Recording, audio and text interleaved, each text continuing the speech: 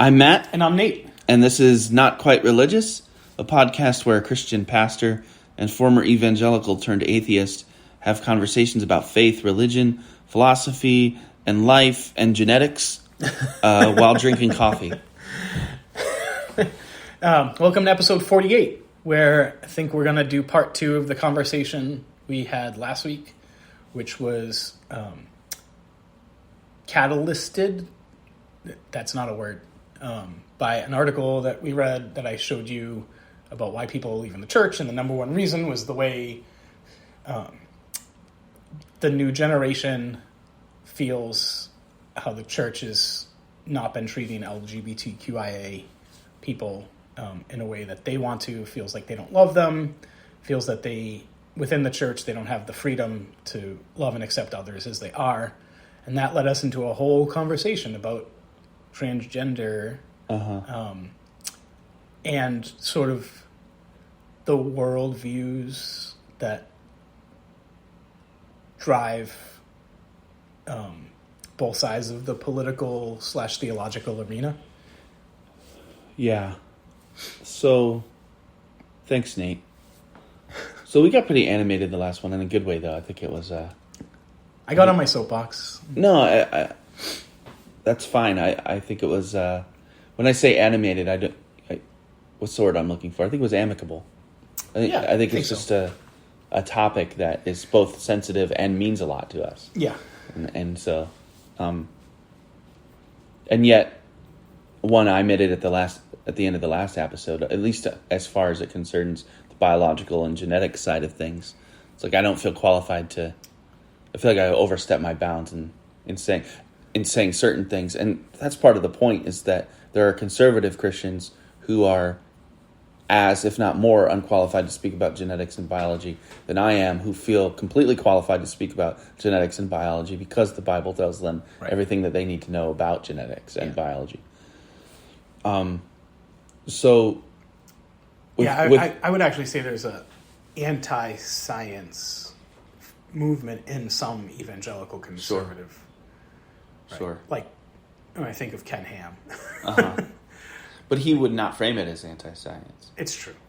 He would frame it as truly science. Some of them in his circle would say that they're anti-science, and they would, I think, frame that in science has a secret desire to destroy faith in Christianity and is incompatible. And so they would say they're doing their own science, capital or lowercase s. Right. And I think they would say the science that I'm talking about, they call it more scientism, which is a thing I heard is like a worldview that, right, and a capital S science. So I think some of them would admit they're anti-capital S science. Yeah, so we were talking at the end of the last episode about...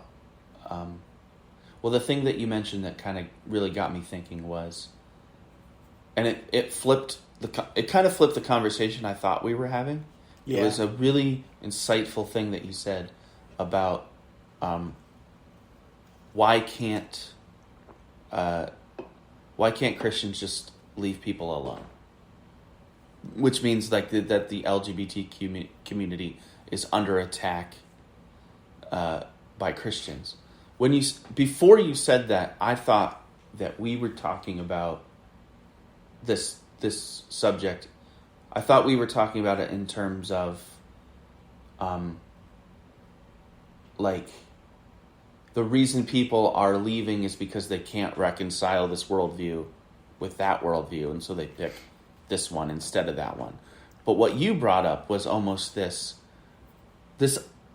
hypothetical, I think was in there, was this implied hypothetical that there are possibly people out there who the conservative church could keep, maybe albeit in a qualified way, keep their basic opinion about sexuality, and these people would stay in the conservative church if that church didn't push for legislation that actively harmed their LGBTQ neighbors. Yeah. That was a nuance that I hadn't considered. Yeah, so I think that was part of the article was, there was people who left the church simply because they couldn't believe the doctrine of what the Bible teaches about sexuality. Uh-huh. And they're like, I've met gay people, I've met queer people, I've met transgender people. I reject the scripture, the Bible's teaching, the traditional Bible's teaching about sex and sexuality.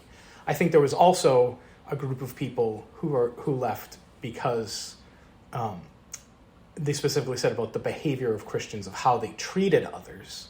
And then a third group that left because they felt that they didn't have the freedom to love, especially LGBTQIA people, the way they wanted to while staying in those churches. Yeah. So I think it's the second group of people that are like, if Christians just weren't jerks, right, we would stay in the church. But because they're actively pursuing legislation or picketing or protesting, like, I just don't want to be a part of that. right.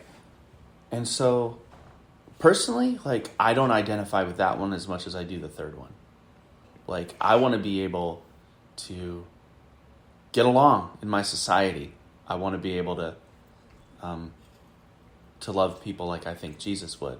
So I think I personally identify more with the third point of view. But what the second point of view that you brought up then brings up is this, I think, misunderstanding. I shouldn't say misunderstanding. This miscommunication where the person who's saying, why can't conservative Christians just let people be? Doesn't seem to... They don't have the same perception that those people who are, anti-gay legislation, those people view that, those people that are doing, like, the conservatives that are being talked about, they view themselves as the ones who are under attack. They don't view themselves as the aggressors. So, last episode, you said it depends on how much you like war. Right? And just thinking about this, I think those conservative evangelicals view, because the Bible teaches, if you read it a certain way, that you are constantly in a state of war. True. Right? With the powers and principalities in the spiritual realm. Right. So, in some way, they like war. Agreed. But I don't think either of us can dispute that. Yes, they like war. But I think they view themselves as being the aggressed, not the aggressors. They don't view themselves as being the colonizers. I don't mean that. Let's not get off on that rabbit trail. Yeah. You know what I mean? They don't view themselves as being the empire that's trying to take more land than is theirs. They just want to... Ironically, they feel like they just want to be left alone. If they want to have these little communities in the middle of Pennsylvania or Kentucky where they're allowed to be like bigots without having to deal with bigoted legislation, that's all they want. They're not trying to go to Montana and snatch, or they're not trying to go to San Francisco and snatch kids out of, progressive homes. I don't know. Okay, fair enough. But I'm saying I think that's how they view it. So, there is a person I know who had to leave a state because their sibling was transitioning and their parents could have been arrested for that. Yeah. So they moved up north. So in some ways, like that child really could have gotten snatched. Yeah. I mean, that's not exactly the same scenario Yeah. that I was setting up. Like, I think both sides have their zealots. Yeah. Right. And so that means that both sides can point to any scenario in which a zealot does this, and you're like, see, like that our community is under attack. Sure. Okay. Here's an example of our community being under attack, and this is what we need to do in defense of it. Now, that's the thing. It's like the thing that you then do as a defense can be perceived by the other side as an aggressive move. So I kind of feel like the debate about who's the aggressor, who's on the defensive side, the whole is not going to get us anywhere if we're trying to get anywhere at all anyway in the culture war, which is why I said it depends on how much you like war, because when people get sick of debate and dialogue, or when they stop believing that it's useful, then who cares? Pick up a sword and win. Win for your ideology. Kill the people who have the other one that disagrees with you, because if they win, then the world's going to be a worse place. But if you win, it's going to be a better one. This is how war is always justified. So that's what I mean. Like, you either believe that we're better off trying to convince each other through rational argument and dialogue and conversation and mutual agreement that we all belong to the same society, which is the classic liberal idea, the coexistence, marketplace of ideas amongst the competing ideologies, or you just get to the point where you're like, that's a heinous ideology. And there's nothing you can do but fight about it, right? The Civil War is like, all war is an example of that, but Civil War is a great example of that in our own country, where we're finally, the North was like, you can't have slaves. I mean, like, the South seceded first. And I don't think you're right, and I don't think it would have happened without that. But this is the whole point, is that the North didn't need to say. Yeah, the South saw what was coming. The narrative was the North is coming to get us. And they're coming to get our slaves. Yeah. And prophetically, that's exactly what happened. Even if in the 1840s and 1850s it wasn't true, and even if you could say that, like, it was a self-fulfilling prophecy because the South was the original aggressor, in the end the South lost in exactly the way that they said they would. Yeah, I think it was a self-fulfilling prophecy, because from my day 25 years ago reading political science books, and I especially loved early mid-American history, like politics, from like the Federalists down to the founding of the Republican Party and Abraham Lincoln. Mm-hmm. Most of the Northern philosophers, even the people who were like, slavery is heinous, a lot of them were very content to let it die out on it. Like, they were like, this is just going to end. Right. Like, economically, it became really expensive to own slaves. Mm-hmm. Other states, when they were being founded, people were like, yeah, we're not down with the slave thing anymore. And I think most of the northern non-zealots were really content to just let it continue going for the next 70, 80 years until there were no more slaves, because everyone decided that it was bad. Right. And by attacking, the North was kind of like, all right, well, we're just going to do it. We know what's going to piss you off, and we're going to win, and we're going to take away all your slaves. But you forced our hand. Yeah. And now it's on.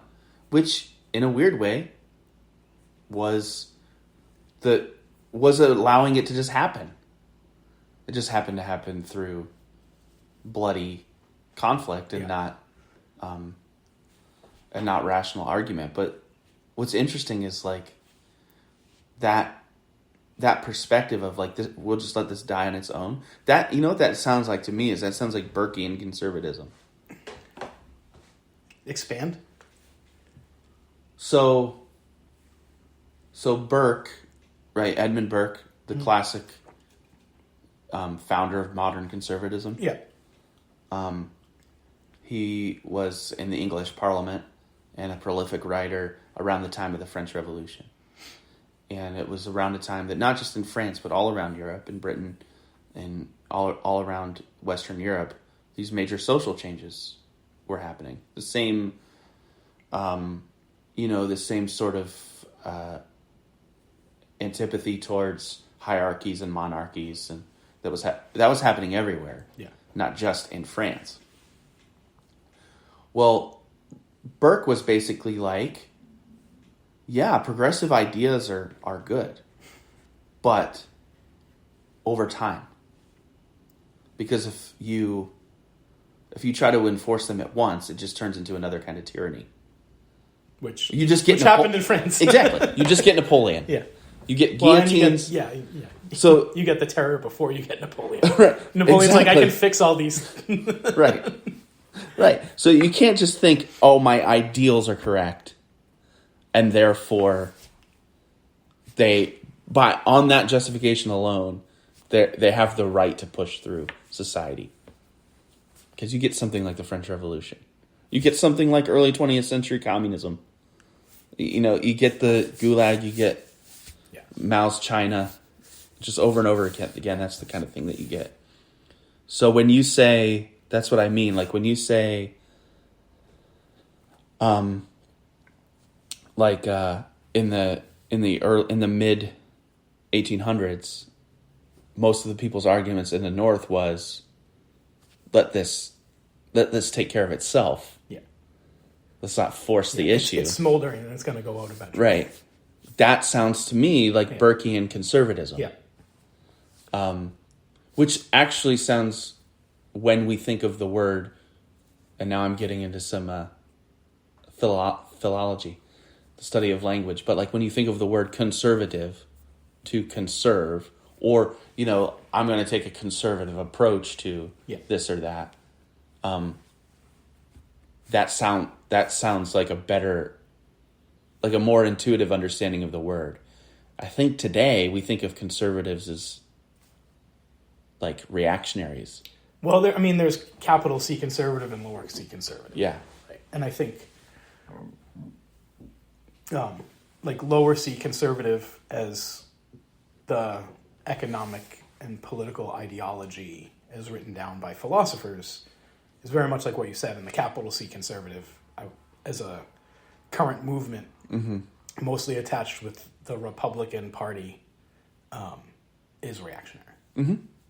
So, which is ironic. Well, there's also like this. It's kind of ironic, but there's also this like conservative philosophers who I'm not going to say that they have been censored from academia the last 200 years, but there's not a lot of them. It's hard to find a historian, theologian, philosopher who is widely read and is conservative in the Western tradition. That's a tough thing to find. And even if I were to name them, you'd be like, I'm not sure I've heard of that person. Like Roger Scruton. Yeah. But. And I'll just stick with Scruton, which may be a name that's familiar to some people, and you may already be like, no, fascist, but I think you're wrong. I was listening to him the other day, and he said something that was a light bulb for me, is that like conservatism by nature is passive, but can be more virulent than liberalism when it's pressed, or when it feels like that's the debate that we're having. Is like, are you actually being pressed in a way that's unjust, or are you being pressed in a way that is just, and you're claiming it's unjust to justify the froth? But the thing is like, that's the nature of the beast that is conservatism, is that it wants to keep to itself unless it feels like it can't. I don't think it is by nature truly conservative if it is aggressive. Yeah, that makes sense. I would agree with that, with his idea, or your paraphrasing of... Right. So that makes me think like, okay, now we're talking about conservative American evangelicalism feeling like its back is against the wall. Yeah. Is that true? And if it is, to what extent? And why is American Christianity so hard, if not impossible, to disentangle from politics like it is in Europe? Yeah. I mean, I think, oh gosh, there's so much good fodder there. Yeah. I lost my train of thought. I said a lot. I said a lot of things. Yeah. It's been on my mind lately. Yeah. Which is why I wanted to do this episode again. Yeah. Here it is. Is conservative American evangelicalism against the wall and under attack? Like I said last episode, I'm not okay with someone teaching their kid that God killed everybody but 8 people and bashed babies' heads against rocks, or that you're going to burn in hell for eternity if you don't follow Jesus. But I'm not going to force you to not teach that. Yeah. I'm much more content, like we were just talking about the North and the Civil War, to let Christianity burn itself out. Mm-hmm. Because it is. Yeah. And the irony, just like the South, is as Christians are pushing back, especially against LGBTQIA issues, they're losing more people. Right. Right? So they're losing generations. Yeah. Multiple and it's not coming back. Millennials and Gen Z. Yeah. And by the time you get to Gen Z's kids, yeah, that won't even be a thought. I mean, the research also shows that once you lose a generation, it doesn't come back. Yeah. You know, because no one, like, the way religion propagates is, through sort of Richard Dawkins' meme idea and Daniel Dernett's, like it propagates because you teach kids who don't know any better in the world, this is how the world is. Mm-hmm. And then they teach other people, and they teach other people. If you're teaching them there is no God, that's what they believe the world is, or not even necessarily there's no God and there's no supernatural, but you don't have to go to church, and Jesus isn't the only way, then that's what they're teaching their kids. And it doesn't go back the other way. Right. Like, conversion to any religion is extremely rare. Yeah. Like, even when you look at baptisms, which are in free fall in all denominations, but when you look at, like, traditions that do adult baptism, very, very rarely are those people from way outside the tradition. Right. Right. Most of them, like, they went to church and now they're 18 and they've made a decision, or they used to go to church with their parents and then they went to college and they stopped, and now they went back and, okay, I'll get baptized. Very, very rarely is there someone who practices Hinduism hearing the gospel and deciding to forsake their old religion and pick up a new one. Yep. So. Yeah. And I had a train of thought there too that, because I didn't quite agree with, we're talking about, the American Christianity being hard to disassociate from politics. Mm. And I think that's manifest in the way that we're having this conversation, because we're basically making the words anti-LGBTQ and Christian interchangeable. Yeah.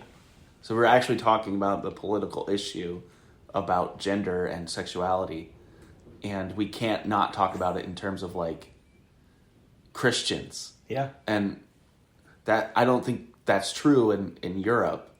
I was having a conversation with a friend yesterday who's born and raised in France and still considers herself Catholic. And she was talking to me about, like, the attitude.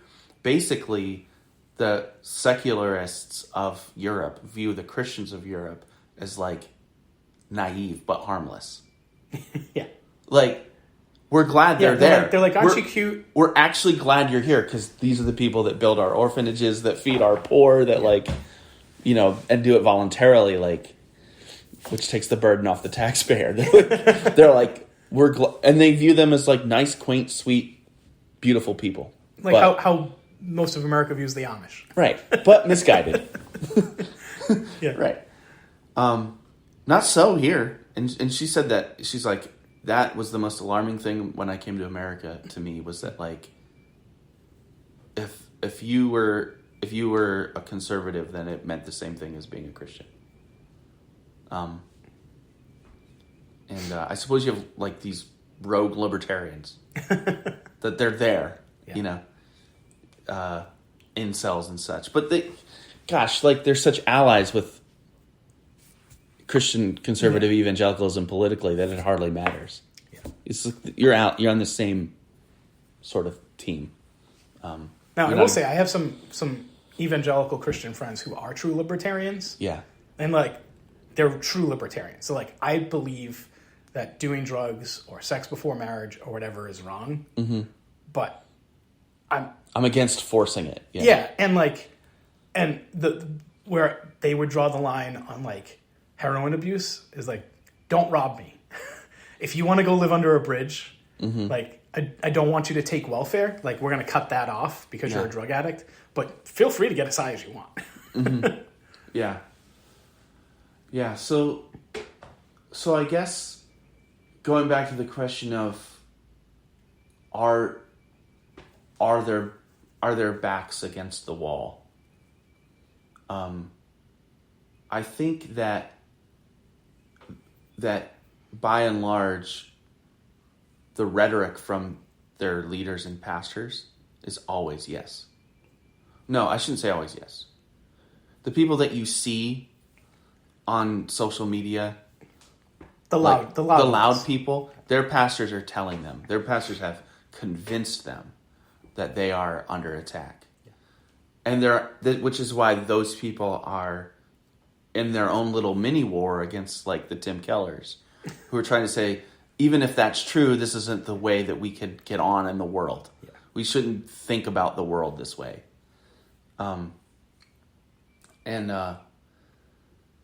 So, like, the problem is that there's enough truth to the idea that conservatism and conservative and traditional views are under attack, that those types of pastors who will want to radicalize their people, there's enough truth to that idea that they can rationally use it. So I would argue that, like, there is a leftist, and I don't mean liberal, I mean leftist, and I don't mean progressive, I mean leftist, like, ideology that emanates from the universities, and you see sometimes in Hollywood, in the commercials, that this is what happens, I think, for the average fundamentalist. They hear that sermon at home. They go home. They see a commercial where that agenda that their pastor just said is being pushed in their country is actually now on their TV screens. And they're going, wow, my pastor's a prophet.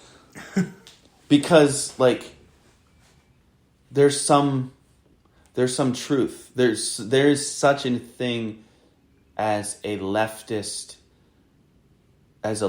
ideology, where I think it goes wrong for the transfer between, that these leftist ideals and, like, whether or not Christians are actually, or Christianity itself is actually under attack, is notice that in this entire conversation, this entire monologue that I'm on right now, that I've never talked about individuals or communities or anything that's happening in a local situation.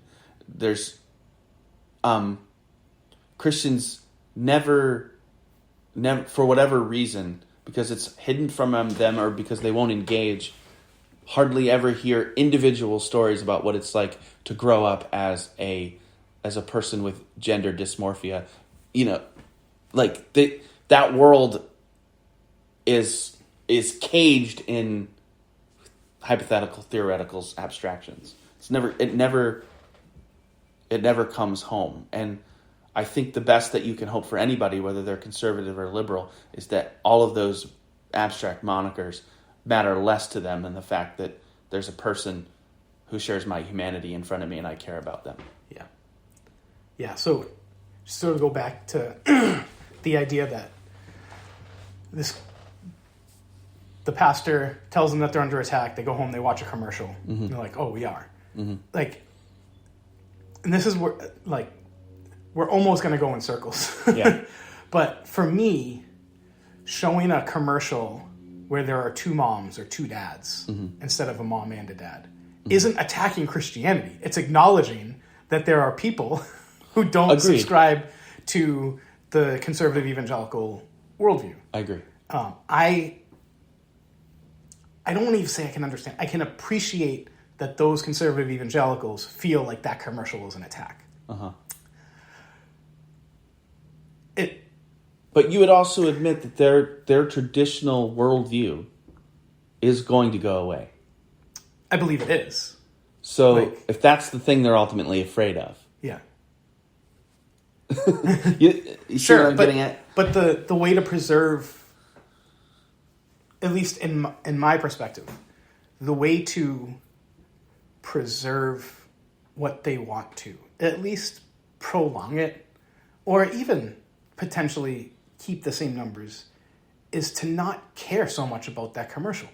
Because when they're railing about that commercial and they're tweeting and, doing Karen-esque stuff, that's where the other Christians in the church are like, dude, if that's what you're really about, like, I came here for community, I came here to worship God, I came here to get closer, to have a spiritual experience, and if what you're telling me is what I really need to do is protest this commercial, like, I don't want that. Like, that's not what I'm here for, that's not what I'm signing up for. Yeah, amen. Right? Yep. And so like a self-fulfilling prophecy, then these people deconstruct, deconvert, become nuns. Some like me become full atheists. Yeah. And now there's a perceived attack again. Yeah. And it's hard for me I want to just, at least in my perspective, Christian, me and my atheist friends are not out to get you. I believe you're wrong. I'm not going to try to legislate. I'm not putting anti-Christian billboards up. Like, I'm not going into Christian schools in the South, even private institutions, and being like, not only should you put the Ten Commandments, but here's the Satanic Bible. I'm not trying to ban Christian books from libraries, right? Like, I'm not the one who's saying To Kill a Mockingbird should be gotten rid of, or we shouldn't show the statue of David. Right. Like a 500-year-old work of art that the church commissioned to be inside a church. And they found it so beautiful. They were like, no. This needs to be in a bigger sphere. Like I'm not... But these Christians are like, we have to protect our kids from Michelangelo's David. And I'm like, dude... like, it's just a penis. Yeah.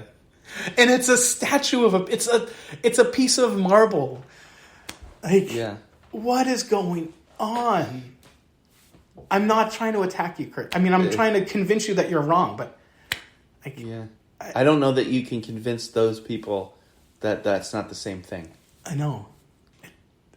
Like, unless they commit to getting to know you. Yeah. And unless they commit to caring about you as a person and what's going on in your life. And I think they know that deep down. And that also is scary. Because, I'll tell you, and we said this before, like, there were Christians that questioned me even doing a podcast with you. Right.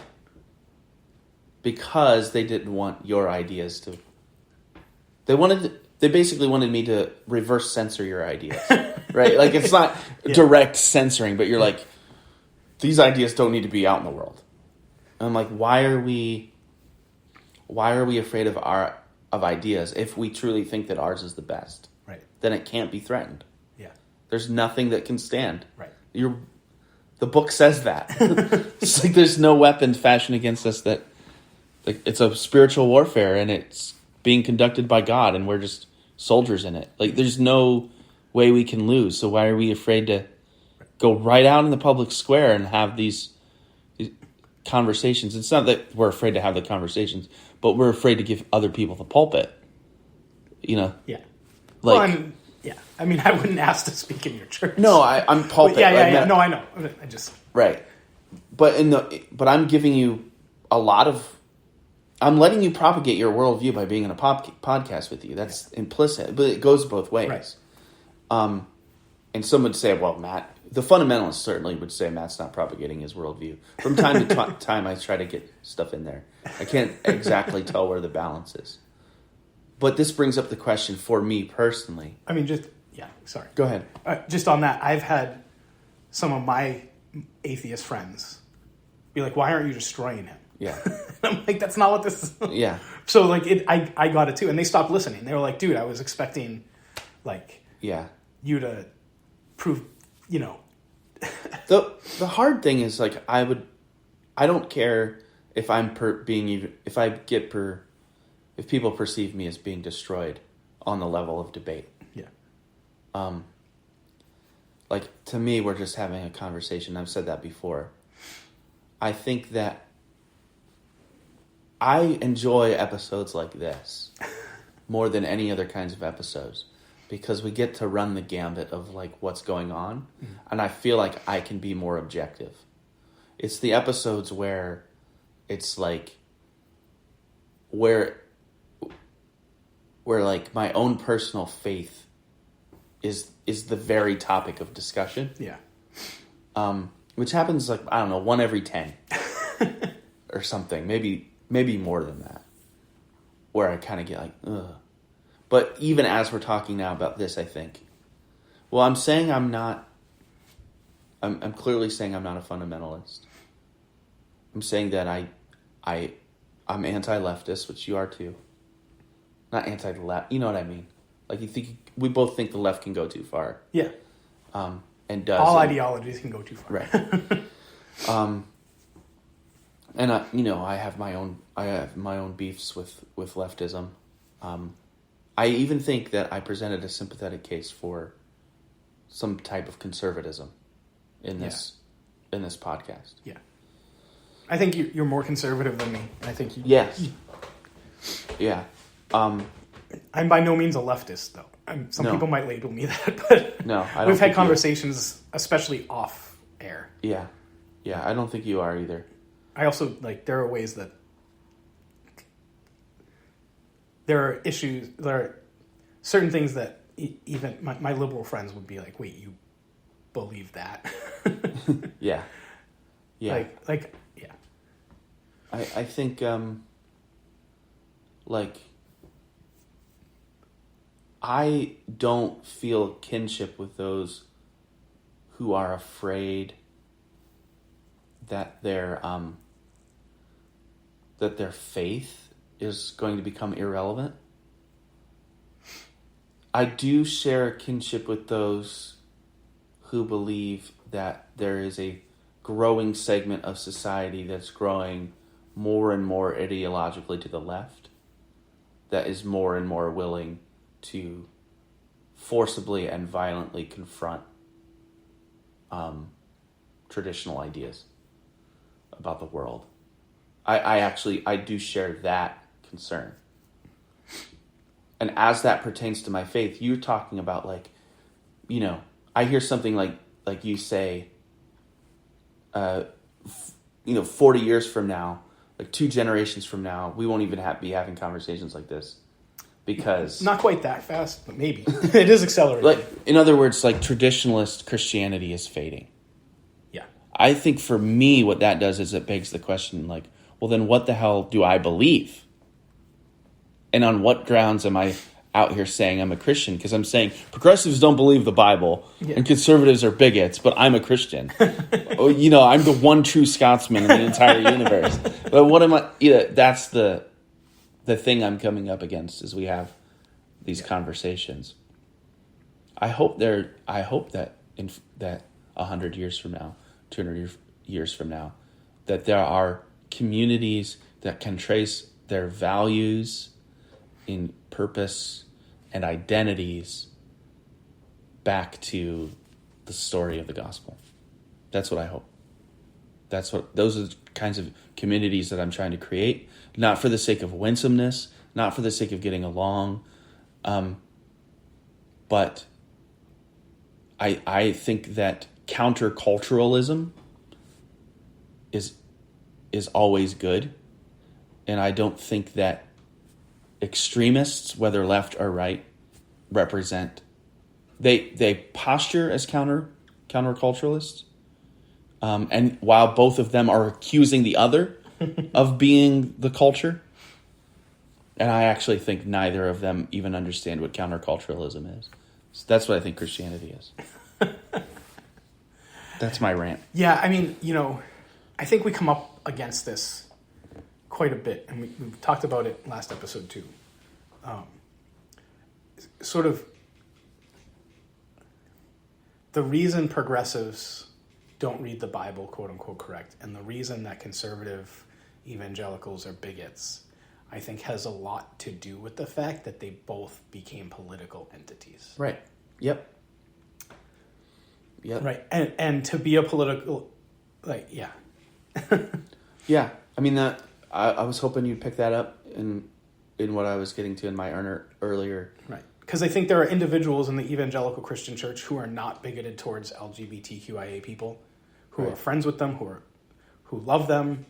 But there's an organization that's out for power that you either have to march in tow with or get out. And I think there are progressives that absolutely believe that Jesus is the way, the light, and the truth, and that he bodily resurrected, and the Bible is inspired. They'd use it a different way than Calvinists. Yeah. But there's also an organization like the PC USA who says this is the lockstep. And right. So, right. So shut your mouth and go along with it, or get the F out. Yeah, and what was I going to say? What were you just saying, Nate? And it's that these entities have become politified. Have become, these entities have become political. Yeah, I guess. This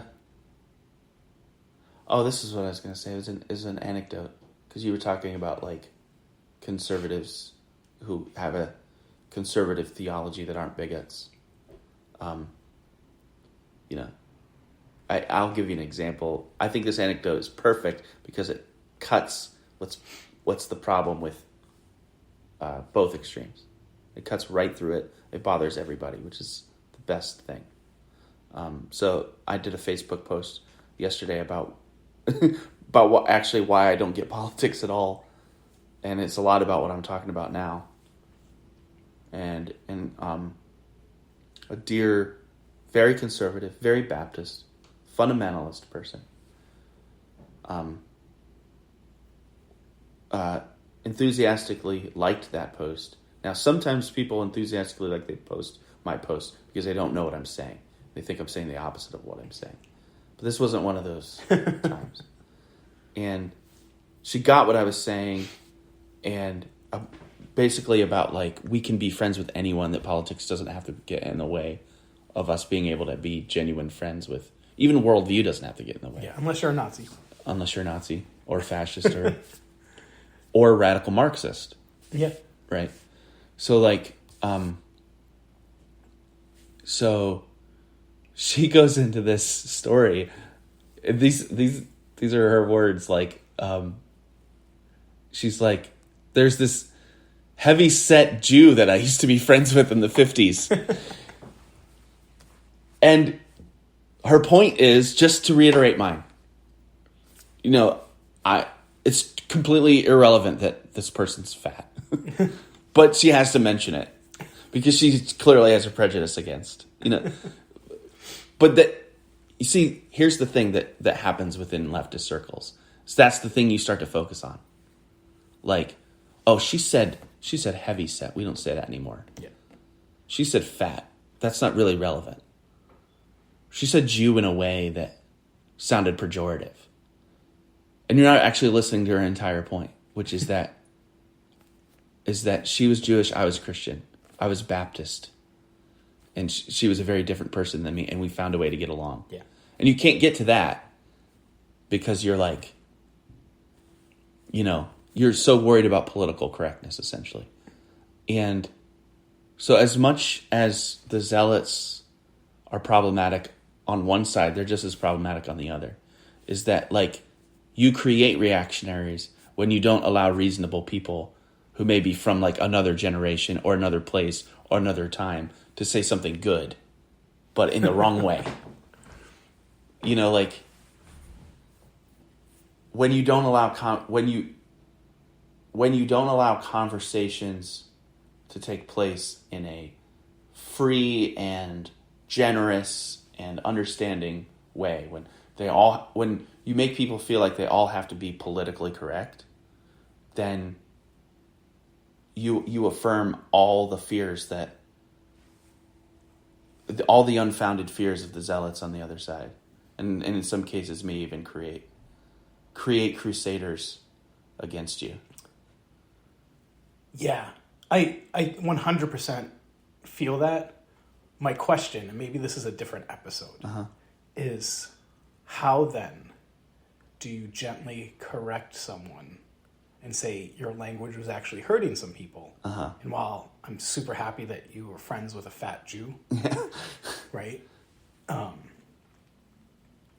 in that thing, I think most people would take Jew as like we're a different religion or faith or right. like or race. How do you take that person and be like, some fat people don't care that they're fat and are proud, but others feel a lot of shame. Right. So could we use different wording? You don't do it on that thread. No, absolutely. See, yeah. Yeah. But some people they do it on that thread. Right. You don't even do it in private messenger. It's all contextual. Yeah. Like there's no like formula. And that's why I'd say it's like person to person. So, I mean, I don't know, but I know that like I'm skilled at this kind of thing. Yeah. Like, and I would figure it out. I'll tell you, I wouldn't do, hey, let's turn this Facebook thread about like... Into me educating you. Yeah. Into me being patronizing and condescending toward you. Sometimes I put up patronizing and condescending Facebook posts, but it's very clear. Well, the patronizing and condescending OPs are better than patronizing and condescending comments. Yeah, sometimes I get into it on like the New York Times or Wall Street Journal comments section, and it's not my proudest moments, but very, and less so now, but every now and again I'm like, this person's comment I'm going to blast. It's not going to change their mind at all, but I'm so... Yeah. Yeah. Sometimes the conversation is... It is, like, let's say it's about political correctness. So it's like we're in a circle, we're going to talk about PC and all that. Well, then, by all means, say... I think you can create context where people are open to hear about why their language is offensive. I think that's possible. Yeah. And, but they have to be curated as such. Because what we have to continue to believe about human beings is that we want to get along with each other. At least in groups of 150 or less. Yeah. Yeah. But so, yeah, I agree with you. So I used to work at Amherst College dining for 3 years. Giant, like, over 70 employees, tight quarters. And there were people who were on the political right and the political left. And we were both groups would use terms that the other group found offensive occasionally. Mm-hmm. And there was very much moments of like, hey, like, that hurt me. Can you use that? Now, there was also some HR involved occasionally, but that was very rare. But there was a lot more like, don't use this term, use this term. Like, I understand what you're saying, but, that's a crappy term. This term is less crappy.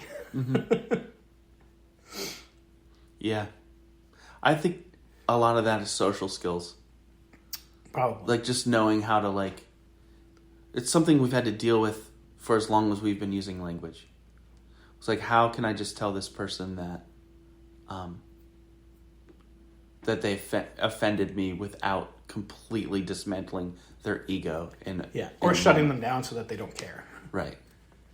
So, I think we've all... And some people are just better at that kind of thing than others. And there are going to be people who don't care and use it simply because you've told them it offends you. That's true.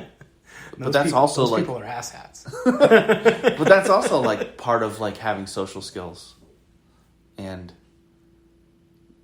being able to take criticism is part of having social skills. It's like, this person didn't like the word that I said. That doesn't mean I suck as a human being. Right.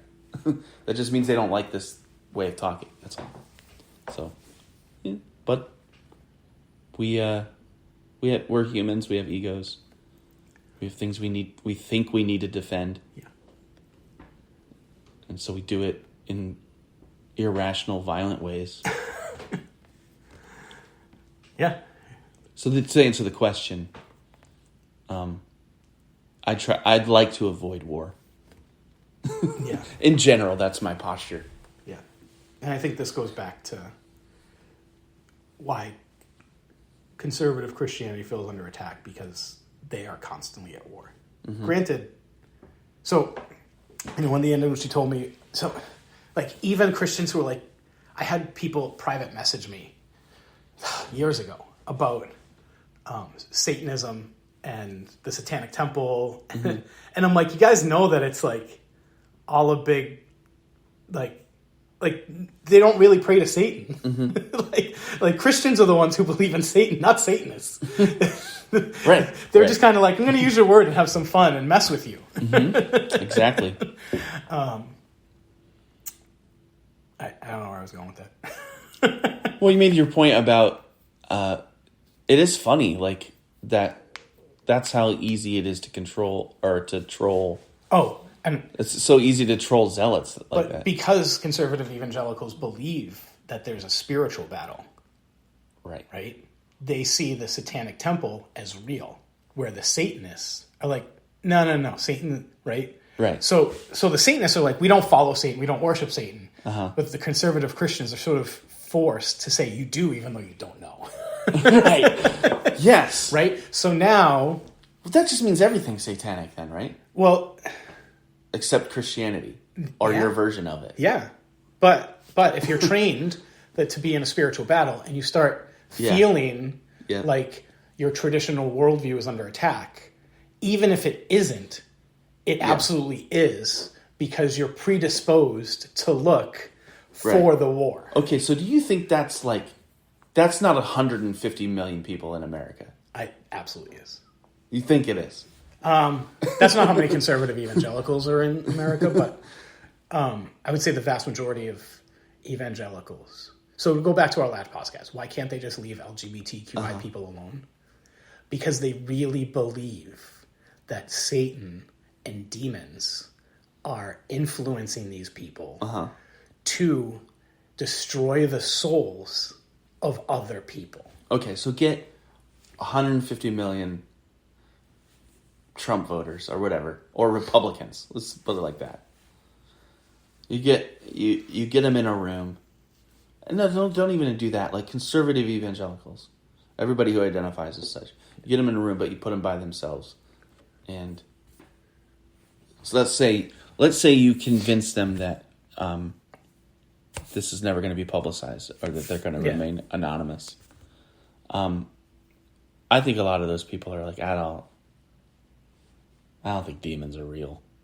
I don't think like there's a spiritual war going on. I just take my kids to this church because that's the one that my mom went to, and now we go, and I think the pastor's kind of full of crap, but like when they go to a rally, like I'm going to go because these are my friends. I think there's a hefty group of people that are in that camp. Yeah. And maybe that's irrelevant. I guess it's relevant to the point of like me when I'm talking about, treating people as individuals. It's irrelevant politically. What matters politically is who has the power. Yeah. But I am going to make the point that I think the majority of people are like, I don't know about that. I don't know about spiritual warfare, demons. Yeah. I don't even actually want to think about it because it's scary. It's like a horror movie. Yeah, I guess because of where and when I was a pastor, the vast majority of people I met did believe it was a spiritual. Now, we're in New England, so there aren't a lot of there's nothing to be gained by going to church on Sunday. Where in the South there is, and there's something to be gained by putting a fish on your business card, right? Like right. You're virtuous signaling, essentially. Mm-hmm. So my guess is yes, in a lot of Southern churches, even those that identify as evangelical, the pastor probably believes they're in a spiritual battle. He's trying to convince the other people there's a spiritual battle, but probably most of the people in those pews are like, I come here because my mom came here and my grandpa came here, and this is my church. Yeah. So as a pastor of a church like who has congregants that are like that, I realize how easy they can be to be rallied. Yeah. And what I do is just I actually presume that if I don't push those buttons, that their default is, I'm not sure this is real. That's my presumption. And I mean, they have to believe it's real more than, because there's like I said, there's no reason to go to church in New England unless at some level. And I think even in the South, and we're actually coming up against the clock. Mm-hmm. I think even in the South, there's far less social pressure and benefit to going to church now than there was 50 years ago. At large. But the people that are in there, that just means that like New England congregations, the people that are in those pews are actually like really good friends. Mm. So there's not the same cultural pressure as it is in the South to put on airs, but like there is, it's not even pressure. It's actually quite beautiful in my opinion. Those are where your friends are. Those are where your people are. Yeah.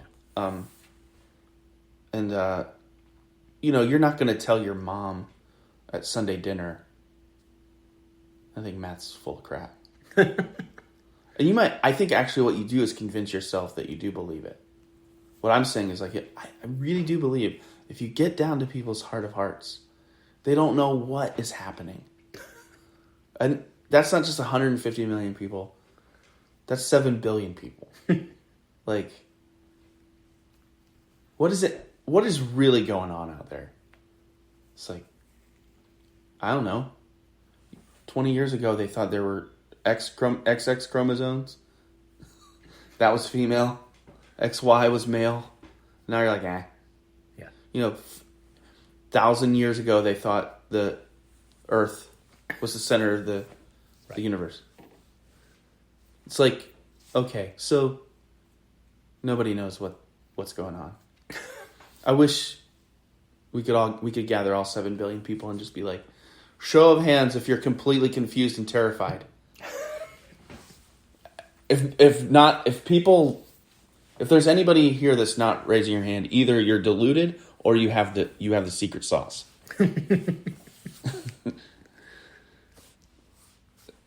That's what I believe. I don't know if I have anything to say to that. Well, we can end there then. Yeah. I think that's the episode title. Raise your hand if you're... raise your hand if you're not completely confused and terrified. Yeah. Have a great week, everybody.